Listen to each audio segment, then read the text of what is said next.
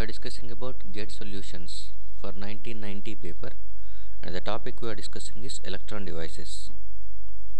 This is sixth one mark question, came in gate 1990. The pinch off voltage of a JFET is 5 volts. Then its cutoff voltage is A. Square root of 5 volts, B. 2.5 volts, C. 5 volts, D.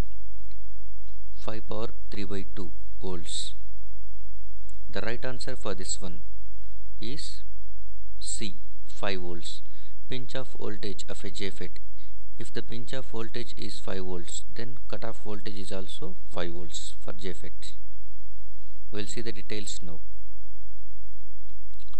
This is a symbol of N channel JFET, and for that one this is gate terminal and drain and source. JFET internally consisting of 2 gates, and 2 gates are going to be shorted together so that only one gate terminal is kept out. So this is one gate and it is drain, this is source. Voltage across drain to source is indicated with VDS. Voltage across gate to source is indicated with VGS. And in the question, the given is nothing but pinch off voltage is 5 volts. First we will see what is meant by pinch off voltage. Pinch off voltage and cutoff voltage are going to be easily seen from the characteristics. First we will go with characteristics of JFET. This is JFET drain characteristics. It is also called as JFET output characteristics. Drain or output characteristics can be obtained by plotting output current versus output voltage with constant VGS.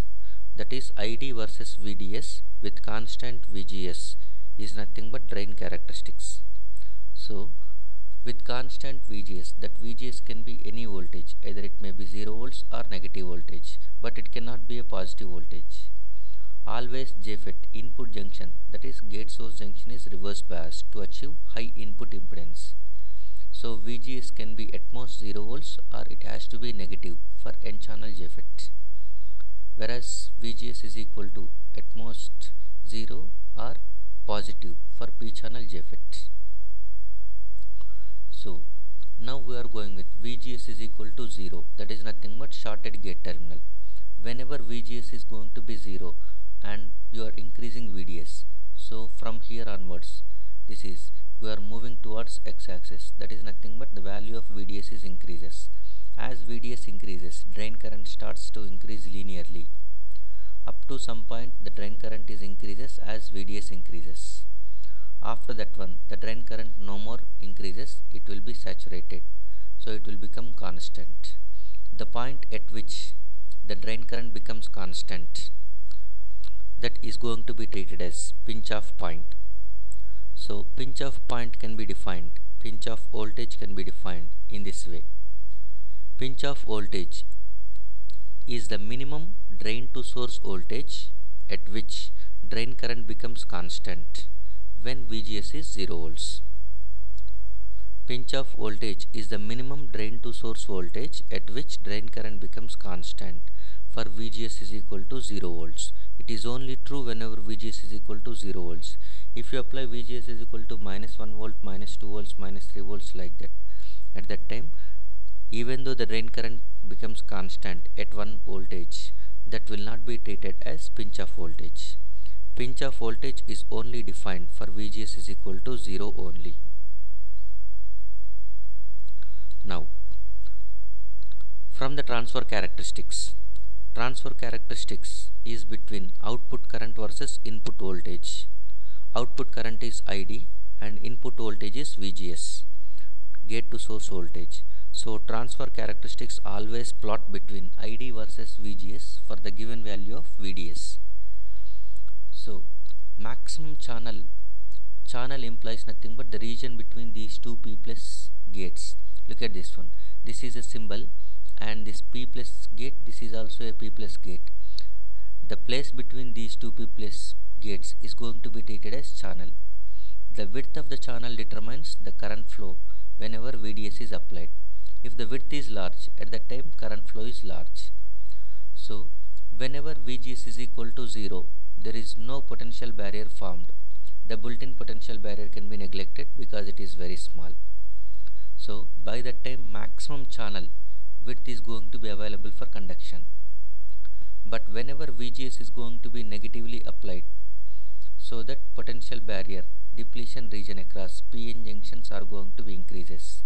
So effective channel width is going to be reduces. So current flowing through this PN junction, current flowing through this JFET is going to be reduces. So as you are increasing VGS negatively, by that time the effective channel width is going to be gets reduced and reduced. At one point, at some value of VGS, the effective channel width totally drained off. That is nothing but totally it will become 0. That situation is treated as VGS off. That is, VGS off is the minimum gate to source voltage at which effective channel width becomes 0. VGS off is the minimum VGS at which effective channel width becomes 0. For JFET, VP is equal to VGS off always. So VP is given, so that VGS off is also 5 volts. So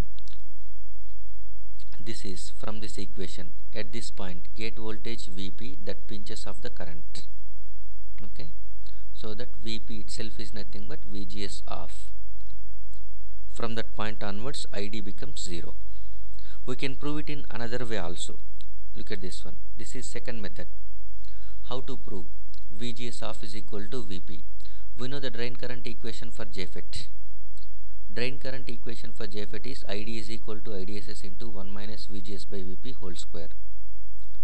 When VGS is equal to VGS off, that is, if you are applying cutoff voltage, by the time drain current is going to be 0. So simply substitute these values. ID is going to be substituted with 0, whereas VGS is replaced with VGS off. So by that time this IDSS will go this side and will become 0. Next 1 minus VGS off by VP is equal to 0 after taking square root. So from this equation we can tell VGS off is equal to VP. So current becomes 0 whenever VGS off is equal to VP. That's all. So that since VP is given as 5 volts, VGS off also becomes 5 volts. The correct answer for the question is C, 5 volts. Thank you.